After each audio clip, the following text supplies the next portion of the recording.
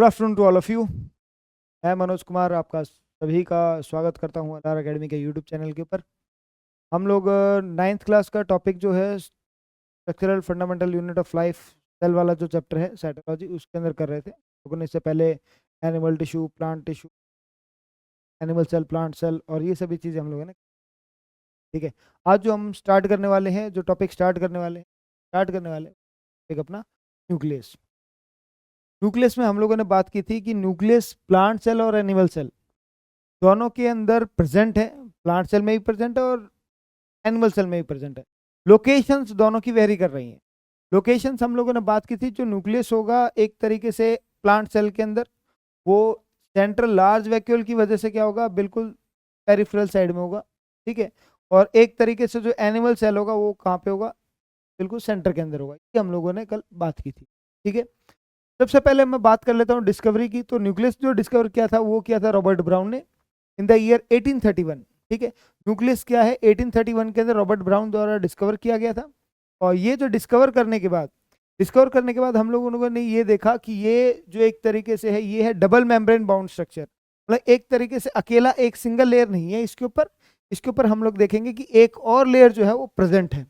ठीक है, सेल की जितनी भी एक तरीके से मेटाबॉलिक एक्टिविटीज होती है, ग्रोथ होती है, ठीक है, या फिर इसके अंदर हम लोग बात करते हैं कि इसके अंदर हेरिडिटी मटेरियल है। हेरिडिटी मटेरियल का मतलब जो जेनेटिक मटेरियल एक तरीके से हम लोग कह सकते हैं, एक जनरेशन जो नेक्स्ट जनरेशन के अंदर जो चीजें ट्रांसफर होंगी, ठीक है, वो सभी चीजें आपको यहाँ पे न्यूक्लियस के अंदर ही देखने को मिलेंगी। ठीक है, नॉर्मली अगर मैं बात करता हूँ तो आपको न्यूक्लियस जो है, न्यूक्लियस को हम लोग बोल सकते हैं कंट्रोल सेंटर पूरे सेल का। पूरा सेल जो है वो कंट्रोल जो हो रहा है वो न्यूक्लियस के द्वारा कंट्रोलर है, क्योंकि एक तरीके से मेटाबॉलिज्म, केमिकल रिएक्शन जितनी भी है न्यूक्लियस कंट्रोल कर रहा है। उसके अंदर अगर ग्रोथ होनी है नहीं होनी है तो वो भी न्यूक्लियस कंट्रोल कर रहा है। अगर किसी प्रकार का जेनेटिक मटेरियल एक जनरेशन से दूसरी जनरेशन में आता है, ठीक है, डीएनए है, आरएनए है, वो एक जनरेशन से दूसरी जनरेशन के अंदर अगर जेनेटिक मटेरियल आता है तो किसकी वजह से आएगा, वो आएगा न्यूक्लियस की वजह से। वही एक तरीके से ट्रांसफर करवाता है। ठीक है, उसके बाद जब हम लोग देखते हैं स्ट्रक्चर कैसा है न्यूक्लियस का, न्यूक्लियस हम लोगों ने बात की डबल मेम्ब्रेन बाउंड स्ट्रक्चर है। डबल मेम्ब्रेन का मतलब दो मेम्ब्रेन उसके पास प्रेजेंट है। ठीक है, जो न्यूक्लियस के ऊपर जो मेम्ब्रेन प्रेजेंट है उसको बोल रहे हैं हम लोग न्यूक्लियर मेम्ब्रेन। क्या बोल रहे हैं उसको, न्यूक्लियर मेम्ब्रेन। अब सीधी सी बात है, एक ये मान लो आपका न्यूक्लियस है, ठीक है, इस न्यूक्लियस के ऊपर एक और मेम्ब्रेन है, ये जो ऊपर वाली जो मेम्ब्रेन है उसको क्या बोल रहे हैं हम लोग, न्यूक्लियर मेम्ब्रेन बोल रहे हैं। क्या बोल रहे हैं इसको, न्यूक्लियर मेम्ब्रेन। और न्यूक्लियर न्यूक्लियर मेम्ब्रेन और बीच का जो स्पेस है, ठीक है, न्यूक्लियर मेम्ब्रेन और जो अंदर का जो मटेरियल है उसके बीच का जो स्पेस है उसको हम लोग बोलेंगे पेरी न्यूक्लियर स्पेस। क्या बोल रहे हैं इसको यहाँ पे, पेरी न्यूक्लियर स्पेस। ठीक है, इसको बोल रहे हैं हम लोग पेरी न्यूक्लियर स्पेस। ठीक है, अब इसके बाद हम लोग देखते हैं यहाँ पे न्यूक्लियर पोर्स की बात कर लेते हैं। न्यूक्लियर पोर्स क्या होंगे, ये पोर्स होते हैं जो कि रेगुलेट करते हैं किसी प्रकार की मूवमेंट जो न्यूक्लियस के अंदर आ रही होगी। न्यूक्लियस के अंदर कोई भी चीज है, हम लोगों ने कल एंडोस्मोसिस एक्सोस्मोसिस किया था। अब न्यूक्लियस के अंदर कौन सी चीज अंदर आनी चाहिए, कौन सी बाहर जानी चाहिए, वो कौन कंट्रोल करेगा, वो न्यूक्लियर पोर एक तरीके से डिसाइड करेंगे।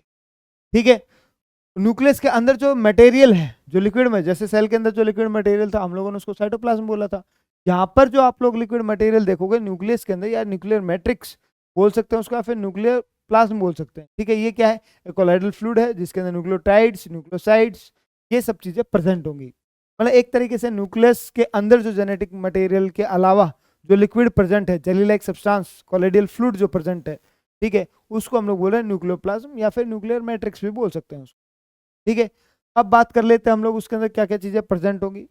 डीएनए प्रेजेंट हो सकता है, प्रोटीन्स प्रेजेंट हो सकता है, एंजाइम्स प्रेजेंट होगा, न्यूक्लियोसाइड, न्यूक्लियोटाइड, ये सारे के सारे आपके न्यूक्लियर मैट्रिक्स के साथ ही प्रेजेंट होंगी। ठीक है, अब अगला पॉइंट है क्रोमेटिन और न्यूक्लियोलस जो है एम्बेडेड इन द न्यूक्लियोप्लाज्म। ठीक है, क्रोमेटिन मतलब जेनेटिक मटेरियल हो गया क्रोमेटिन, उसके न्यूक्लियोलस, ये दोनों के दोनों कहाँ पे एम्बेडेड होंगे, न्यूक्लियोप्लाज्म के अंदर एम्बेडेड होंगे। न्यूक्लियोप्लाज्म अभी अभी हम लोगों ने बात की, जो न्यूक्लियस का एक तरीके से लिक्विड पदार्थ है, न्यूक्लियस के अंदर जो लिक्विड पदार्थ है उसके अंदर ये दोनों चीज। ठीक है, यहीं पर ही एक प्रकार से आरएनए का सिंथेसिस होता है, ट्रांसक्रिप्शन प्रोसेस एक प्रकार से जो बनने का प्रक्रिया है, ट्रांसक्रिप्शन, ट्रांसलेशन।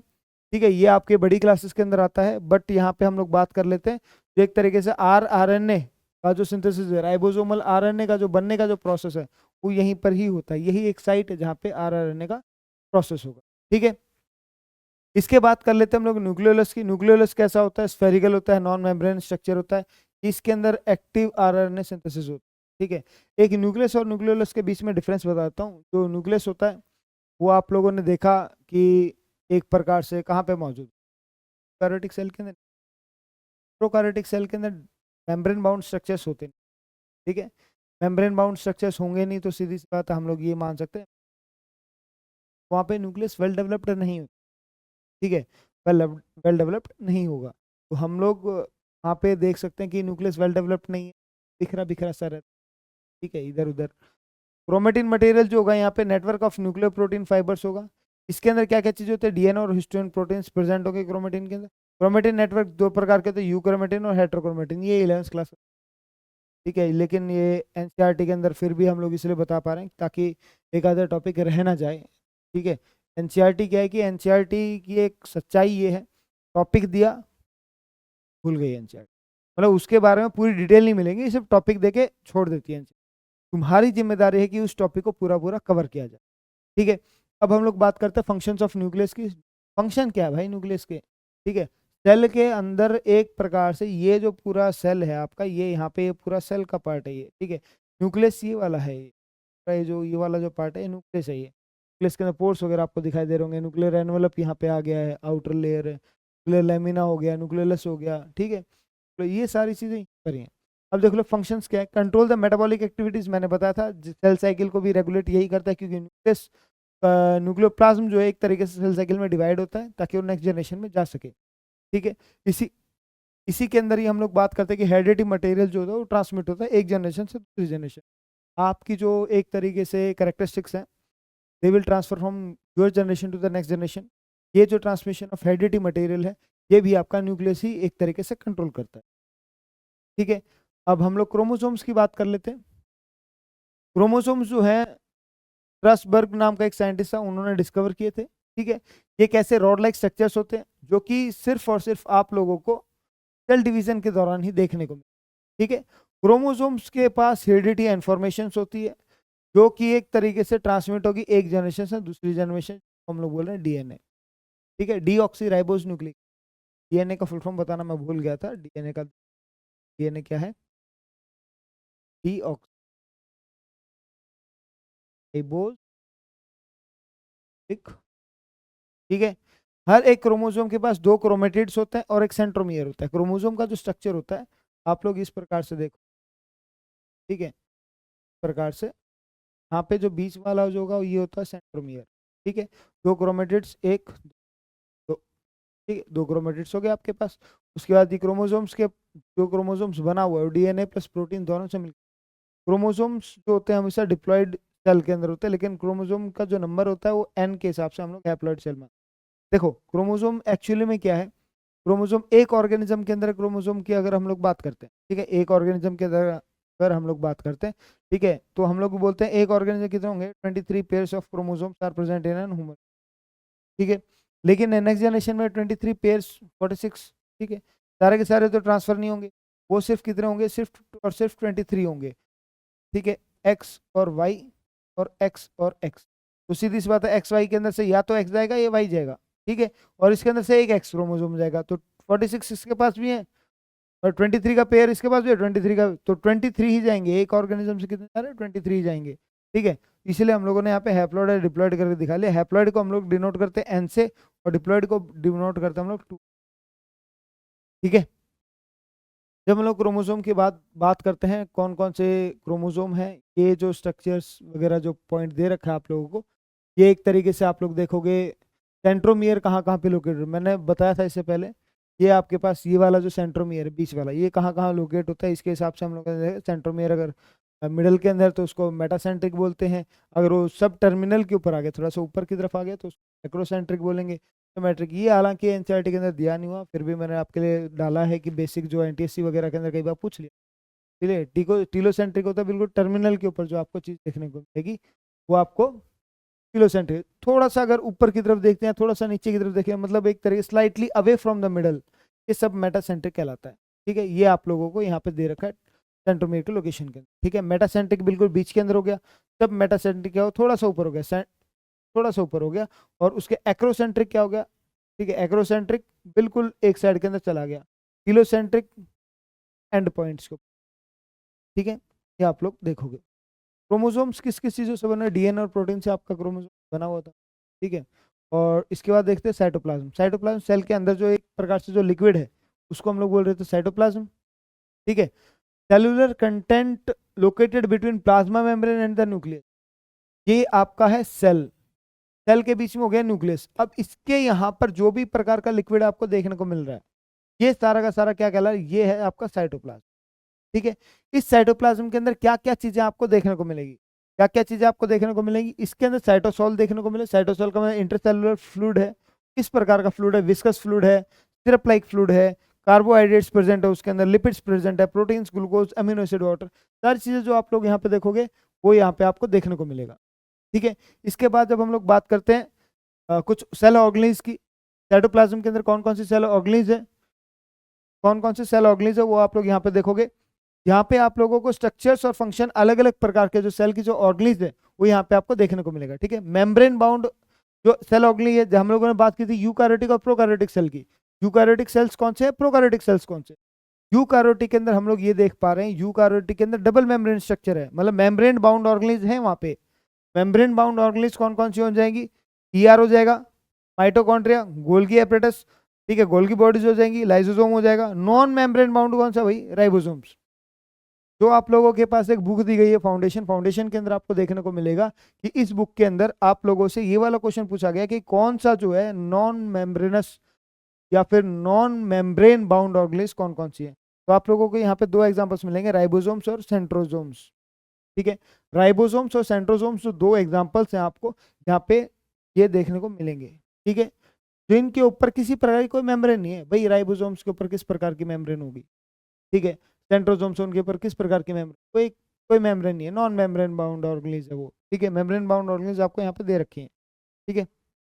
इसके बाद देखते हैं सेल ऑर्गेनीज। सेल ऑर्गेनीज मतलब सेल के अंदर जो एक तरीके से ऑर्गेनीज प्रेजेंट है, जो कि सेल के फंक्शनिंग के अंदर जो हेल्प कर रही है, सेल के फंक्शनिंग के अंदर जो हेल्प कर रही है, ठीक है। कौन कौन से लिविंग सब सेलुलर स्ट्रक्चर्स है जो कि साइटोप्लाज्म के अंदर पड़े हैं, डबल मेम्ब्रेनस स्ट्रक्चर्स हैं, प्लास्टिड और माइटोकॉन्ड्रिया। एक बात का ध्यान रख लेना, आपसे एग्जाम के अंदर भी पूछा जाता है, एनसीईआरटी की लाइन है, प्लास्टिड और माइटोकॉन्ड्रिया के पास खुद का जेनेटिक मटेरियल है, ठीक है। खुद का एक तरीके से हम लोग ये बोल सकते हैं ऑटोनोमस डबल मेम्ब्रेन स्ट्रक्चर है, और खुद का ही एक तरीके से जेनेटिक मटेरियल प्रेजेंट है किसका, प्लास्टिड और माइटोकॉन्ड्रिया। सिंगल मेम्ब्रेनस कौन कौन से होंगे, ईआर, गोल्गी बॉडीज, लाइसोसोम्स, पेरिऑक्सोसोम्स और एक तरीके से ग्लाइकोसोम। नॉन मेम्ब्रेनस यहाँ पे दिया हुआ है, ठीक है, जो कि साइटोप्लाज्म के अंदर आप लोगों को देखने को मिलता है। उसके बाद दो सेल ऑर्गेनीज बता दो भाई जिनका खुद का जेनेटिक मटेरियल, अभी अभी मैंने बताया था खुद का जेनेटिक मटेरियल किस किस, ये एनसीईआरटी के अंदर पूछा है। प्लास्टिड बता दिया था मैंने अभी अभी एक, और एक बताया है आपको माइटोकॉन्ड्रिया। कौन सा बताया है आपको, माइटो, ये देखो अभी अभी हम लोगों ने पढ़ा है यहाँ पे प्लास्टिड और माइटोकॉन्ड्रिया, ठीक है। यही इन दोनों के पास ही जेनेटिक मटेरियल है खुद का, ठीक है। प्रोटीन सिंथेसाइज कहाँ पर होते हैं, जहां पे भी आप लोगों को प्रोटीन एक वर्ड मिल जाए, प्रोटीन वर्ड जो मिल जाए, प्रोटीन वर्ड का सीधा सीधा एक अनुमान लगा लेना, अगर प्रोटीन पूछा जा रहा है तो प्रोटीन सिर्फ और सिर्फ राइबोसोम सिंथेसिस करेगा, ठीक है। प्रोटीन कहाँ पे सिंथेसाइज होगा बेटा, राइबोसोम्स के अंदर। क्या इतनी बात समझ में आ रही है, प्रोटीन कहाँ पे सिंथेसाइज होगा, राइबोसोम्स द्वारा सिंथेसाइज होता है। अगर मान लो एंडोप्लाज्मिक रेटिकुलम का कोई लिखता है तो एंडोप्लाज्मिक रेटिकुलम में उसको लिखना पड़ेगा, एंडोप्लाज्मिक रेटिकुलम में भी कौन सा है, आरईआर, रफ एंडोप्लाज्मिक रेटिकुलम।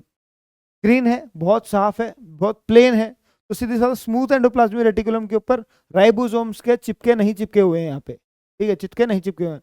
अगर यहाँ पे कुछ खड्डे वड्डे हो जाते हैं तो सीधी साधा कोई ना कोई चीज अलग से लगी हुई है इसके अंदर, वो जो अलग से लगी हुई है ना वो एक तरीके से राइबोसोम्स है, तो वो क्या बना देंगे, सरफेस को रफ बना देंगे, ठीक है। इसीलिए हम लोगों ने जहाँ पे राइबोसोम्स लगा हुआ उसका अलग से नाम रख दिया रफ एंडोप्लाज्मिक रेटिकुलम, ठीक है। और जो प्रोटीन सिंथेसिस करेगा। If the analogy of a city is applied to the eukaryotic cell, then which of the following statement is correct? हम लोग अगर बात करते हैं analogy of city, eukaryotic cell की कौन सी बात इनमें से सही होगी, nucleus as a library and ribosomes as a slaughter house, nucleus as a police station and mitochondria as a power house.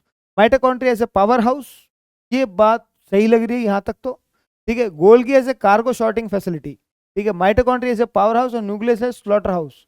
भाई स्लॉटर का मतलब होता है एक तरीके से काटना पीटना बाहर फेंक देना, ठीक है। ये काम न्यूक्लियस नहीं करता, न्यूक्लियस कंट्रोल करता है चीजों को, क्या कर रहा है, कंट्रोल कर रहा है, ठीक है।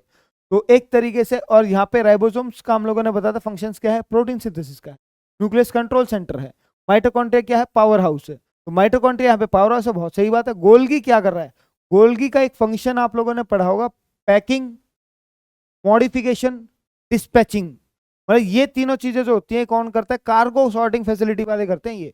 तो सीधी सी बात है, आपको जो सी ऑप्शन है वो यहाँ पे आपको देखने को मिलेगा। एंडोप्लाज्मिक रेटिकुलम की बात कर लेते हैं, हम लोगों ने इससे पहले कुछ पढ़ा है एंडोप्लाज्मिक रेटिकुलम के बारे में, ठीक है। एंडोप्लाज्मिक रेटिकुलम एक्चुअली में है क्या, ये मेम्ब्रेन बाउंड ट्यूबुलर स्ट्रक्चर है, ठीक है। ट्यूब लाइक स्ट्रक्चर्स है, मेम्ब्रेन बाउंड है। ट्यूब लाइक स्ट्रक्चर्स मतलब इस तरीके से आपको स्ट्रक्चर्स देखने को मिलेंगे, ट्यूब लाइक स्ट्रक्चर्स हैं ये, ठीक है। और मेम्ब्रेन बाउंड है ये, मतलब इसके चारों ओर आप लोगों को मेम्ब्रेन मेम्ब्रेन देखने को मिलेगी।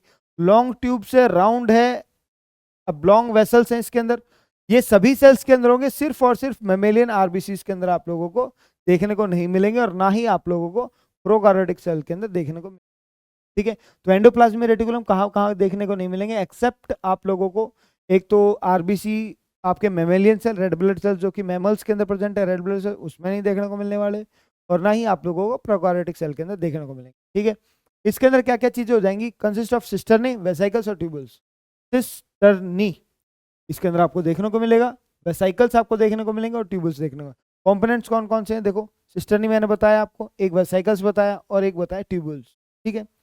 जब इसका हम लोग स्ट्रक्चर देखेंगे अभी आगे चल के, इसका आगे स्ट्रक्चर देखेंगे, अभी एक बार हम लोग इसका देख लेते हैं किस किस प्रकार से। मैंने आप लोगों को अभी थोड़ी देर पहले ही बताया था, रफ एंडोप्लाज्मिक रेटिकुलम का मतलब क्या है, जहां पर प्रेजेंस होती है राइबोसोम्स की, सरफेस अच्छा क्लीन अच्छा खासा है, प्लेन सरफेस है, उसके ऊपर अगर एक क्या कहते हैं आप लोगों को देखने को मिल जाए राइबोसोम्स, टुकड़े यहाँ पे कुछ चिपका देते हैं, जो सरफेस है पूरा रफ हो जाएगा।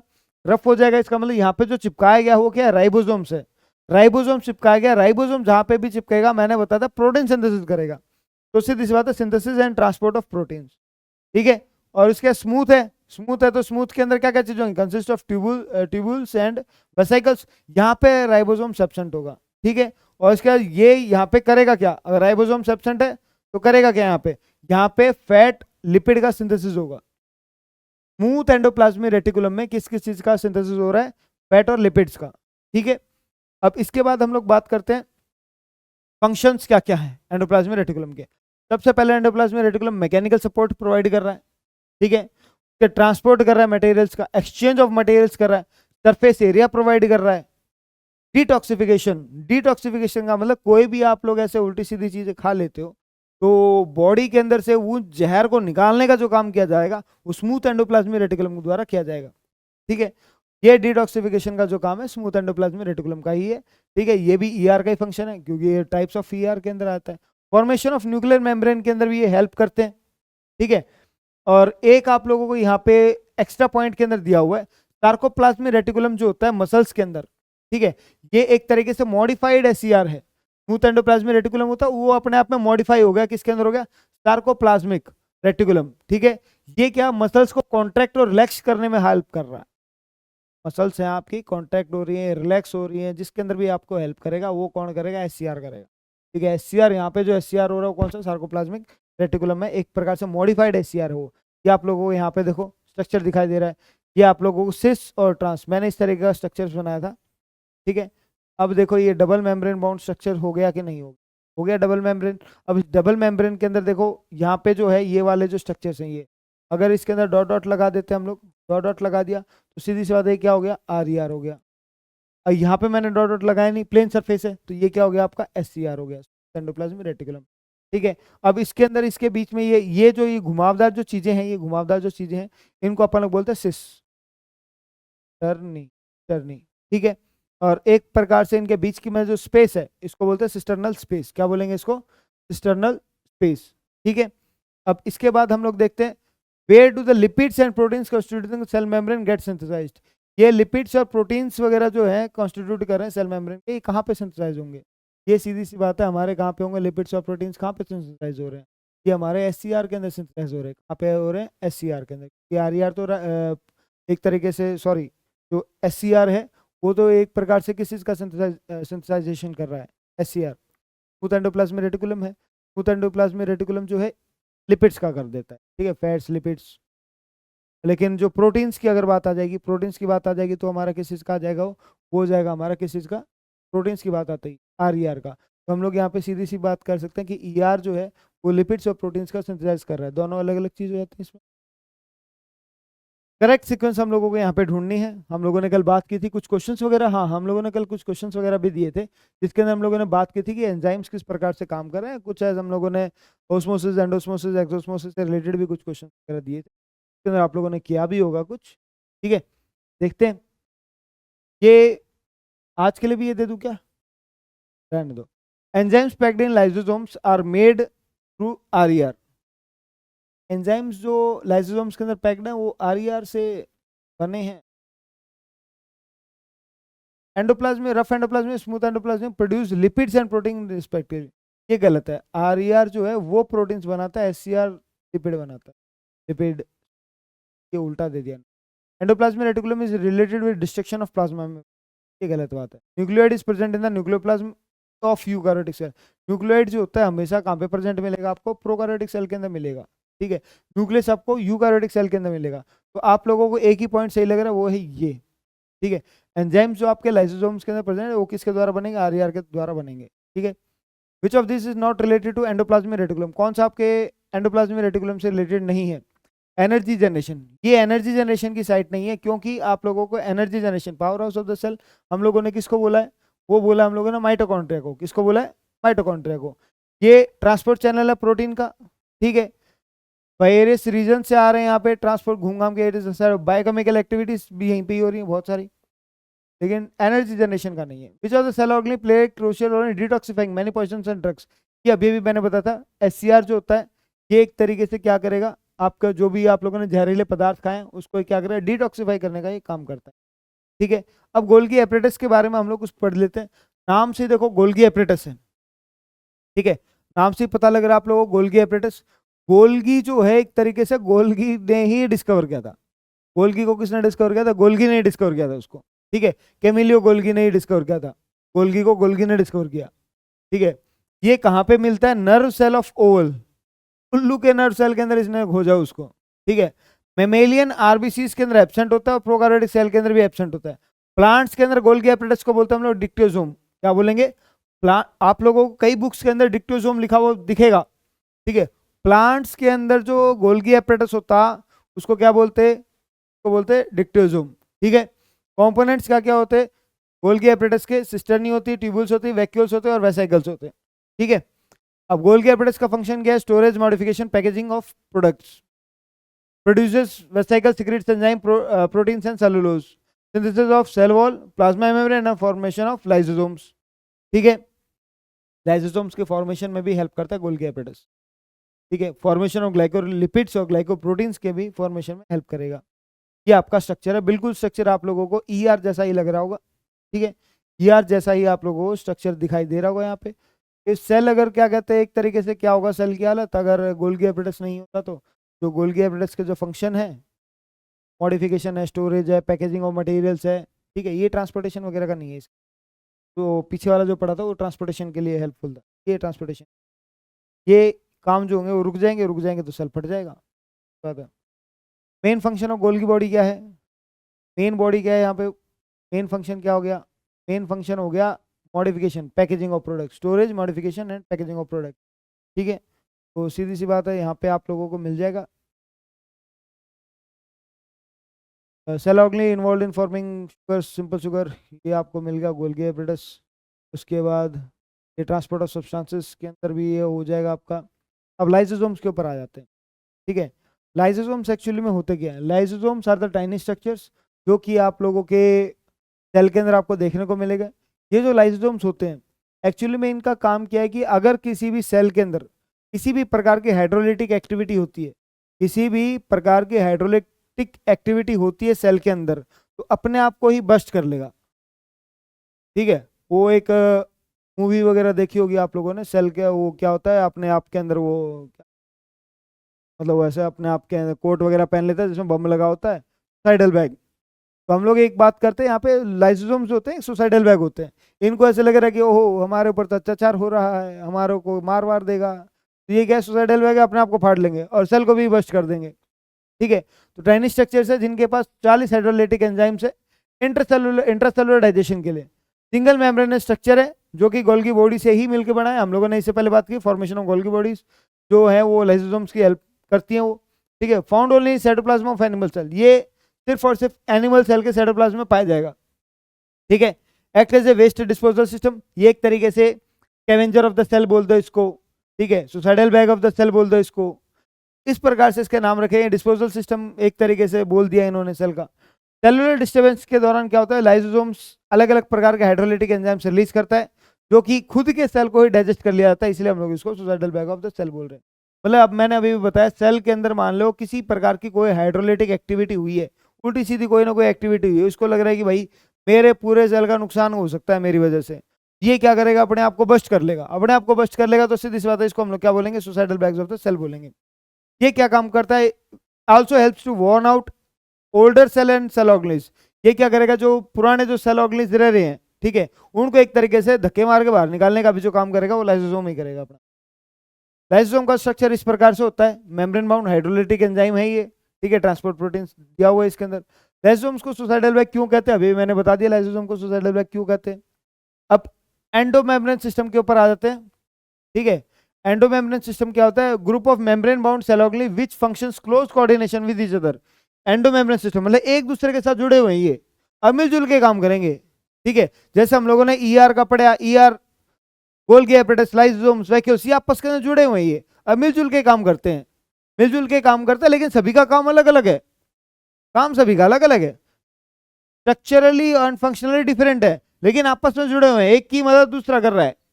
ठीक है, यहाँ पे हम लोग देखते हैं वैक्यूल्स के बारे में जान लेते हैं। वैक्यूल्स देखो, प्लांट सेल के अंदर हम लोगों ने पढ़ा था सबसे ज्यादा मात्रा में पाया जाता है। अगर एनिमल सेल की अगर बात करेंगे हम लोग, एनिमल सेल की अगर बात करते हैं, एनिमल सेल के अंदर स्मॉल साइज में मिलेगा। ठीक है, मल्टीपल स्मॉल वैक्यूल्स मिलेंगे, अगर प्रेजेंट है तो की बात कर रहे हैं, या प्रेजेंट तो होंगे ही नहीं एनिमल सेल में, प्रेजेंट हो गए तो बिल्कुल स्मॉल मिलेगा। डिमिनिश्ड शेप, जो कि एनसीईआरटी वर्ड यूज कर रहे हैं, डिमिनिश्ड शेप, और उसके बाद मल्टीपल स्मॉल वैक्यूल्स अगर प्रेजेंट है तो। ठीक है, मेम्ब्रेन बाउंड स्ट्रक्चर्स है जिसके अंदर पानी भरा होता है, वाटर सैप है, एक्सक्रीटरी प्रोडक्ट्स वगैरह, मतलब प्लांट के एक तरीके से एक्सक्रीटरी प्रोडक्ट्स कहाँ पे प्रेजेंट होंगे, वैक्यूल के अंदर। ठीक है, मेम्ब्रेन ऑफ वैक्यूल्स जो होती है वो उसको बोलते हैं टोनोप्लास्ट, क्या बोलेंगे उसको, ये आपकी एक तरीके से मेम्ब्रेन है, ये आपको डार्क ब्लू कलर के अंदर जो दिखाई दे रही है, अभी मैंने रेड कलर के अंदर कर दी इसको। ये आउटर मेम्ब्रेन जो होती है, मेम्ब्रेन जो होती है वैक्यूल की, उसको क्या बोल रहे हैं, टोनोप्लास्ट बोल रहे हैं। प्लांट सेल के अंदर हमने बात ही कर ली, कम से कम 70 से लेकर 95% तक या 90% तक की जो जगह घेर रहा है सेल के अंदर, ठीक है, वो कौन घेर रहा है, लार्ज सेंट्रल वैक्यूल घेर रहा है। एनिमल सेल के अंदर स्मॉल मैंने बता दिया। फंक्शन क्या है, storage of solid and liquid content of the cell, जो भी फालतू का कंटेंट है एक तरीके से उसको स्टोर करके रखना, और उसको एक तरीके से क्या करना, सॉलिड और लिक्विड चीज़ों को स्टोर करके रखना। ठीक है, और एक्सक्रीटरी प्रोडक्ट्स को भी स्टोर ही करता है ये। ठीक है, रिमूव करने का भी काम कर देता है कभी कभी। Helps in the osmoregulation in the plant cell. अब प्लांट सेल के अंदर ऑस्मो रेगुलेशन, ऑस्मो रेगुलेशन का क्या है, ऑस्मो रेगुलेशन का मतलब हो गया एक तरीके से बॉडी के अंदर जो वाटर कंटेंट है, वाटर का जो कंसंट्रेशन है उसको मेंटेन करके रखना। उसका किसका काम हो जाएगा, वाटर कंटेंट की कंसंट्रेशन को मेंटेन रखने का, क्योंकि पानी तो इसी के अंदर है सबसे ज्यादा, यही मेंटेन रखेगा, तो वैक्यूल का ये एक तरीके से काम हो जाएगा। यही टर्जिडिटी प्रोवाइड कर रहा है और रिजिडिटी प्रोवाइड कर रहा है सेल को रिजिडिटी और टर्जिडिटी। ठीक है, अमोइबा ऑब्टेन कौन सा प्रोसेस है जिसकी वजह से अमोइबा अपना जो फूड है वो एक तरीके से ऑब्टेन करता है। इसके अंदर आप लोग देखोगे एक प्रोसेस आता है एंडोसाइटोसिस। ठीक है, और एक हम लोग बात कर लेते हैं यहाँ पे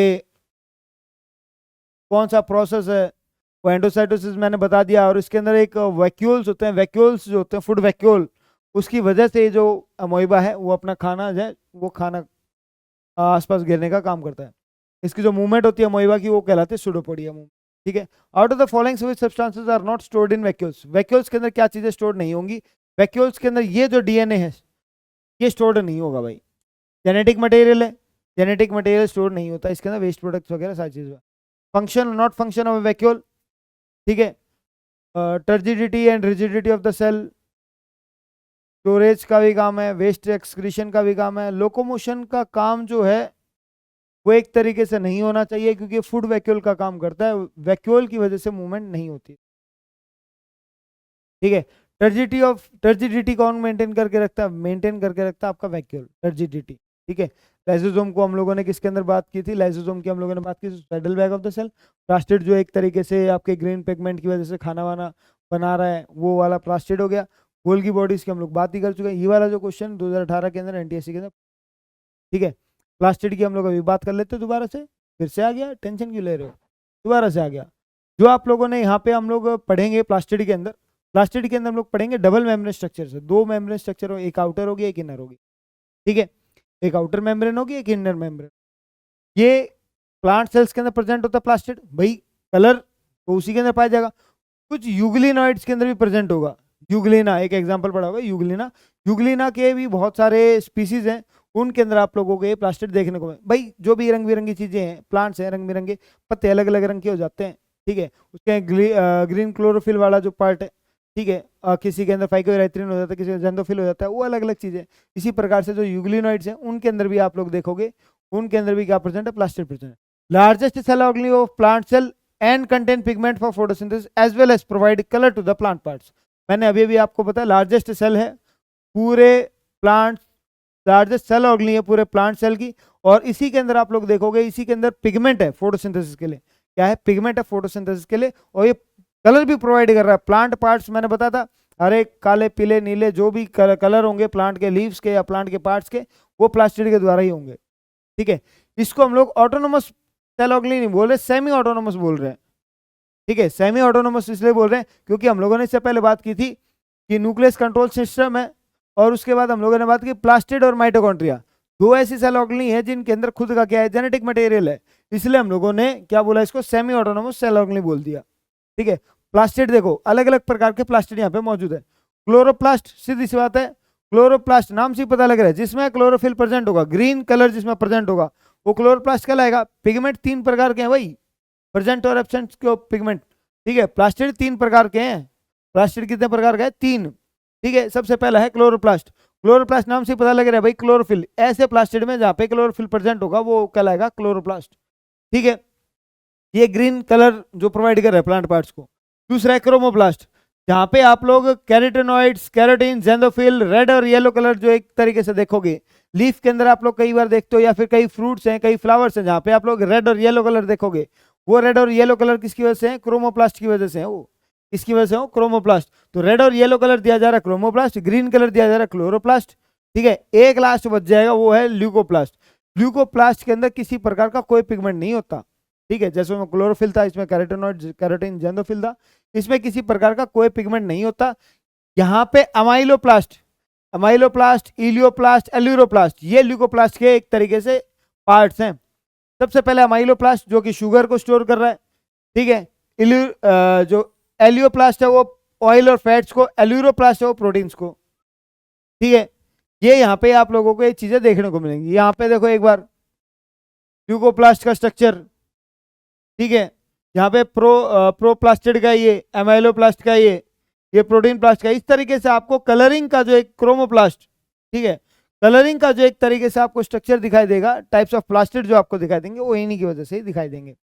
ठीक है, प्लास्टिड देखो स्ट्रक्चर कैसा था, हम लोगों ने बात की है structure chloroplast, structure parts of chloroplast. Granular transport होता है, इसका मैट्रिक्स प्रेजेंट होता है। ठीक है, ग्रेना जो होते हैं एम्बेडेड होते हैं, कुछ एंजाइम्स वगैरह उसके अंदर मौजूद होंगे। थैलेकॉइड्स फ्लैटेंड लाइक स्ट्रक्चर होते हैं। क्लोरोफिल क्या होता है? प्रेजेंट होता है इसकी मेम्ब्रेन के अंदर। ग्रेना क्या होता है? थैलेकॉइड अरेंज्ड स्टैक, ये मतलब एक तरीके से इस प्रकार के होते हैं ये। ठीक है, इस प्रकार के अरेंज्ड होते हैं ये सारे के सारे। यहाँ पे लाइट रिएक्शन या मतलब फोटोसिंथेसिस जो होती है वो यही इसी की वजह से ही होती है प्लास्टिड वाली। इसके पास खुद का सर्कुलर डीएनए और राइबोसोम्स इसके पास खुद के प्रेजेंट ही है, मैंने बता दिया था। ये तो खुद का जेनेटिक मटेरियल। ये देखो ये वाला जो मैं बता रहा हूँ ना ग्रेना, ये ठीक है, ये जो है एक तरीके से ये, ठीक है, ये थैलेकॉइड। सिंगल की अगर बात करेंगे, सिंगल क्या है? थैलेकॉइड है ये। लेकिन जब पूरे उसकी बात कर लेंगे तो क्या हो जाएगा? ग्रेनम हो जाएगा वो। ठीक है, ये सारी चीजें एक बार देख लो यहाँ पे। और इसके बाद जब हम लोग बात करेंगे फंक्शंस क्या क्या है, फोटोसिंथेटिक पिगमेंट्स वगैरह मौजूद है यहाँ पे। Chlorophyll helps to trap sunlight. Photosynthesis के दौरान सबसे पहले एब्जॉर्प्शन ऑफ लाइट होती है। ठीक है, एब्जॉर्प्शन लाइट होती है। क्लोरोफिल क्या करता है? हेल्प करता है सनलाइट को ट्रैप करने में। सनलाइट को क्या करेगा? ट्रैप करेगा, उसको फिर लाइट एनर्जी को केमिकल एनर्जी के अंदर कन्वर्ट कर देता है। ठीक है। और कंसेंट्रेशन जो होता है कार्बन डाइऑक्साइड और ऑक्सीजन का, इन दोनों को एक तरीके से क्या करेगा, मेंटेन रखने का काम जो है वो एक तरीके से आपका प्लास्टिड करता है। क्रोमोप्लास्ट जो है कलर वगैरह ऑर्डर वगैरह फ्लावर के अंदर, फ्रूट के अंदर, वो एक तरीके से डालने का काम कौन करेगा, प्लास्टिड करेगा। अब इसके अंदर ये पॉलिनेशन का भी, पॉलिनेशन कहाँ से आ गया, पॉलिनेशन वर्ड है, इसका मतलब क्या है, transfer of anther to stigma. क्या ट्रांसफर हो रहा है, जो आपके पोलन ग्रेन्स हैं एंथर से स्टिग्मा के ऊपर क्या हो रहे हैं, ट्रांसफर हो रहे हैं, ठीक है। और यही एक प्रकार से क्या करें, ये एक प्रकार से कलर, और क्यों एक तरीके से ट्रांसफर होगा, कोई मक्खी है फ्रूट के ऊपर या फ्लावर के पे आके क्यों बैठेगी, क्योंकि उसका हम लोगों ने कलर प्रोवाइड किया है उसको, वो रंगीन है इसलिए आके बैठेगी, रंग बिरंगी चीजों के ऊपर मक्खी मच्छर आके बैठेंगे, ठीक है। ठीक, या फिर क्या कहते हैं आपके जो मधुमक्खी वगैरह वो आके बैठेगी, या उसमें खुशबू आ रही हो, शहद वगैरह आ रहा हो, कुछ ना कुछ तो आ ही रहा होगा, मिठास होगी किसी ना किसी, नेक्टर वगैरह प्रेजेंट, तभी तो आ रहे हैं वो, ठीक है। तो ये सब चीजें जो है हमको देखने को मिलेंगी। फिर एक राइबोसोम वाला जो टॉपिक है हम लोग कल से स्टार्ट करेंगे राइबोसोम। आज के लिए इतना ही, ठीक है। फिर आगे अगर किसी भी टॉपिक के अंदर अगर डाउट आता है तो आप लोग नीचे कमेंट में जरूर लिखिएगा। अगर कुछ समझ में नहीं आया तो भी लिख दो भाई, अब तो चल रहा ही है, मौसम बना हुआ है, कुछ एक आधा जो टॉपिक रहता है वो करवा देंगे। एनसीईआरटी का कुछ पॉइंट रह गया हो, एनसीईआरटी हम लोग कवर कर ही रहे हैं, एनसीईआरटी का फिर भी अगर कुछ रह जाता है तो इसकी गुंजाइश है कि अभी कवर कर लिया जाए, बाद में एग्जाम्स के बाद कौन कवर करेगा, कभी कभी कवर कर लिया जाए, ये मेनली हम लोग उम्मीद रखते हैं, ठीक है। Thank you and have a nice day.